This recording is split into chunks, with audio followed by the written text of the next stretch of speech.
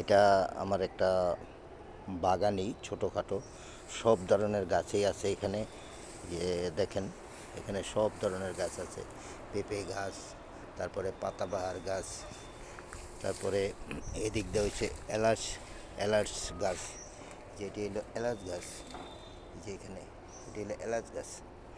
এলাচ গাছ, এলাচ এখনো হয় নাই, তবে হবে ইনশাল্লাহ। এই যে এটা ওই আপনার পেয়ারা গাছ, এখানে এই যে দেখেন, এটা পেয়ারা গাছ। তো এখানে আমি অনেক ধরনের গাছই লাগাইছি। ইনশাল্লাহ সব ধরনের গাছই আমার এখানে এই বাগানের ভিতরে আছে কম বেশি। এই যে এটা হইলো আপনার এই খেজুর গাছ। এই যে এটা একটা খেজুর গাছ।